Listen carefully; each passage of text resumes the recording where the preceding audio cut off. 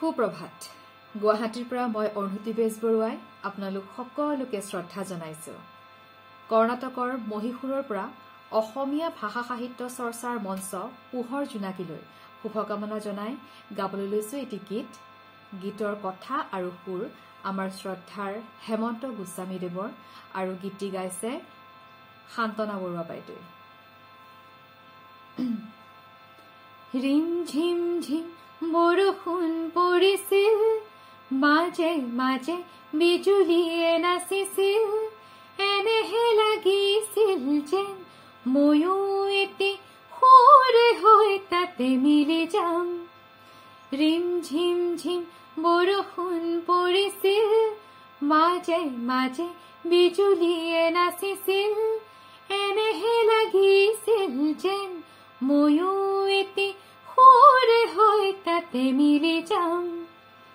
ডাৱৰে ডাৱৰে আকাশ ভৰিছিল, বতাহে বতাহে আলোড়ন জাগিছিল, ডাৱৰে ডাৱৰে আকাশ ভৰিছিল, বতাহে বতাহে আলোড়ন জাগিছিল, এনেহে লাগিছিল যেন ময়ো এটি পক্ষী হৈ তাতে উৰি যাম।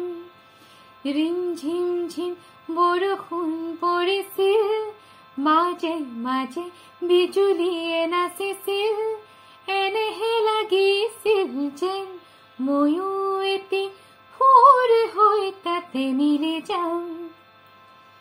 বৃষ্টি মুখৰ হ'ল সন্ধ্যা ধূসৰ, ধুই দিলে অৱসান উদাসী মনৰ, প্ৰাণে প্ৰাণে দীপক জ্বলিছিল, চন্দে চন্দে তাৰে শিখা কঁপিছিল, প্ৰাণে প্ৰাণে দীপক জ্বলিছিল, চন্দে চন্দে তাৰে শিখা কঁপিছিল, এনেহে লাগিছিল যেন ময়ো এটি গীত হৈ তাতে মিলি যাম।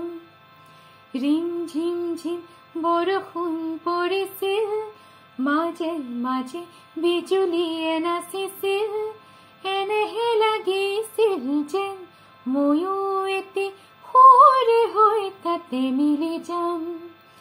এনেহে লাগিছিল যেন ময়ো এটি সুৰে হৈ তাতে মিলি যাম। এনেহে লাগিছিল যেন ময়ো এটি সুৰে হৈ তাতে মিলি যাম। ধন্যবাদ।